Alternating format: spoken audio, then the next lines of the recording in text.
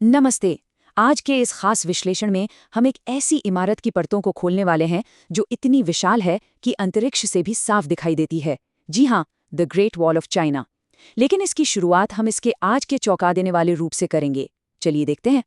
सोचिए, हर साल लगभग 1 करोड़ पर्यटक बीजिंग के खूबसूरत जिनशानलिंग पहाड़ी हिस्सों पर आते हैं। वो यहाँ की शानदार खूबसूरती तो निहारते हैं, लेकिन सच कहूँ तो वो सिर्फ एक बहुत ही गहरे और स्याह रहस्य की सतह पर चल रहे होते हैं। अगर हम इसके असल विस्मयकारी पैमाने की बात करें ना, तो ये दीवार 2196 किलोमीटर तक फैली हुई है।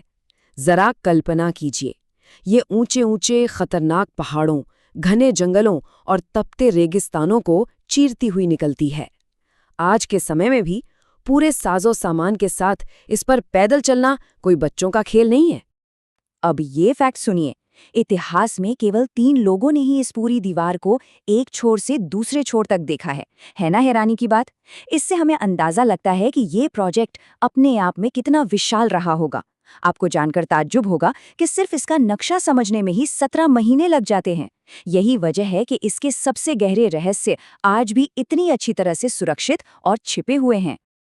तो चलिए, अब इस रहस्य में थोड़ा और अंदर चलते हैं, सीमा से परे एक सक्रिय सैन्य अड्डे की ओर। यहाँ जरा हथियारों और सुरक्षा के इस जबरदस्त घनत्व पर गौर कीजिए। हर 100 मीटर पर वॉच टावर्स बने हुए थे, कुल 25,000 वॉच टावर। मतलब हर पल नजर रखना और कोई भी हलचल होने पर तुरंत आग बरसाना तय था। इनके निचले हिस्से में 50 सैनिक आराम से रह सकते थे। हवा के लिए बड़ी खिड़कियां थीं और सबसे खास बात, दुश्मनों पर तोप या आग के गोले दागने के लिए स्पेशल सुराख भी बने हुए थे। अब यहाँ एक बड़ा सवाल उठना लाजमी है, भाई इतनी भारी गोलाबारी और इतनी कड़ी किलेबंदी की जरूरत आखिर थी किसे रोकने के लिए? 15वीं और 16वीं शताब्दी के बीच ऐसा कौन सा दुश्मन था जिसने चीनी सम्राटों की रातों की नींद इस कदर उड़ा दी थी कि उन्हें इतनी बड़ी संरचना खड़ी करनी पड़ गई? तो जवाब है मंगोलों का खौफ। इस पत्थर के विशालकाय दानव को बनाने के पीछे असल वजह यही थी।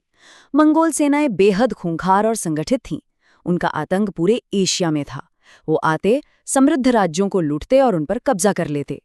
इसी डर ने अलग अलग चीनी शासकों को आपसी मतभेद भुलाकर एकजुट होने और एक ऐसा अभेद्य सैन्य अड्डा बनाने पर मजबूर कर दिया। लेकिन एक अभेद्य दीवार अपने ही रक्षकों के लिए भी तो मुसीबत बन सकती है ना? तो आइए देखते हैं, गुप्त दरवाजे और घात लगाकर हमले। अब एक सीधा सा लॉजिक है, अगर ये दीवार हर किसी को बाहर रखने के लिए बनाई गई थी, तो चीनी सेना खुद दुश्मन के इलाके में जाकर खुफिया जानकारी कैसे जुटाती थी और उनके जासूस दीवार को पार कैसे करते थे? यहीं पर आधुनिक शोधकर्ताओं ने एक चौंकाने वाला खुलासा किया। उन्हें पहाड़ों और घने जंगलों के बीच दीवार के निचले हिस्से में 50 से ज्यादा बेहद गुप्त दरवाजे मिले हैं। ये दरवाजे इतने शातिर तरीके से छिपे थे कि बाहर से कोई इन्हें देख ही नहीं सकता था, और इन्हीं के जरिए बिना दीवार फांदे जासूसों की गुप्त आवाजाही होती थी। इन जासूसों का काम करने का एक बड़ा ही सटीक घुसपैठ प्रोटोकॉल था। वो इन गुप्त दरवाजों से बाहर निकलते, मंगोल सैनिकों के कपड़े पहनते और उनके बीच घुल मिलकर अहम जानकारियां जुटाते। फिर जब वो वापस लौटते तो इन दरवाजों को पीछे से बड़ी बड़ी भारी चट्टानों से बंद कर दिया जाता था। मतलब ये दीवार सिर्फ बचाव की ढाल नहीं थी, बल्कि सीक्रेट ऑपरेशंस का एक पूरा लॉन्चिंग पैड थी। बात सिर्फ जासूसी तक ही नहीं थी। शोधकर्ताओं को दीवार के अंदर कुछ टूटी हुई सुरंगें भी मिली हैं, जो एक कमाल के सामरिक जाल का पर्दाफाश करती हैं। इसका कॉन्सेप्ट बड़ा दिलचस्प है। अगर मंगोल सेना दीवार पर चढ़ने की कोशिश करती, तो चीनी सैनिक अंदर ही अंदर सुरंग की बाहरी परत को तोड़कर बाहर चढ़ रहे दुश्मनों पर अचानक घात लगाकर हमला कर सकते थे। है ना एकदम अचूक रणनीति?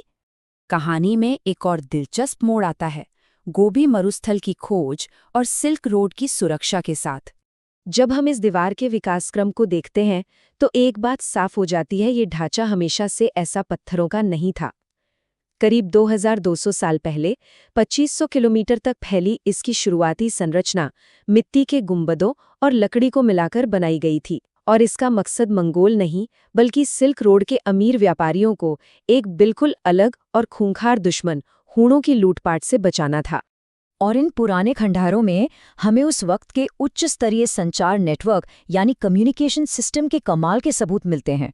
2200 साल पुराने लकड़ी की कुछ अवशेषों से हमें पता चला है कि अगर दिन में हमला होता था, तो दूर तक संदेश भेजने के लिए झंडे फहराए जाते थे।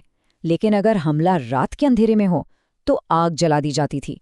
बेहद आसान लेकिन बेहद असरदार। इन शानदार सैन्य रणनीतियों से आगे बढ़कर अब वक्त है इस निर्माण की उस खौफनाक कीमत को समझने का जिसके बिना ये कहानी अधूरी है। बिना किसी आधुनिक मशीन के इस दीवार को खड़ा करना, जब आप उन मजदूरों की शारीरिक पीड़ा के बारे में सोचेंगे ना, तो सच में रोंगटे खड़े हो जाएंगे। उन्होंने अपने नंगे हाथों से पहाड़ों को तोड़ा, बड़ी बड़ी चट्टानों को छोटे टुकड़ों में पीसा और फिर कंकड़ पत्थरों को मिलाकर एक ऐसा गाढ़ा लेप तैयार किया जो इन विशाल पत्थरों को आपस में जकड़ कर रख सके। लेकिन इतने खून पसीने और अथाह मेहनत के बाद भी आज एक बड़े दुख की सच्चाई ये है कि इस वर्ल्ड हेरिटेज साइट का लगभग 40% हिस्सा समय की मार सहते सहते पूरी तरह खंडहर में तब्दील हो चुका है।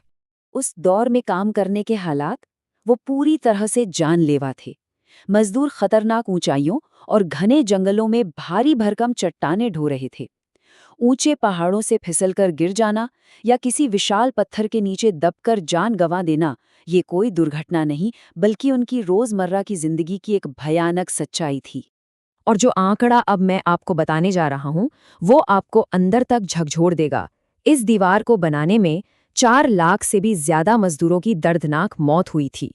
चीन को एक अभेद्य किला देने वाले इन लाखों लोगों का जिक्र आज इतिहास के पन्नों में कहीं गुम सा हो गया है। इससे भी ज्यादा कड़वी और खौफनाक सच्चाई ये है कि जो मजदूर काम करते करते मारे गए उनके शवों को कभी उनके परिवारों को नहीं सौंपा गया, ना ही उनके शहरों में वापस भेजा गया। उन्हें बस उसी दीवार के पत्थरों के बीच उसकी नींव में दफन कर दिया गया। वो मजदूर हमेशा हमेशा के लिए इस दीवार का ही हिस्सा बन गए।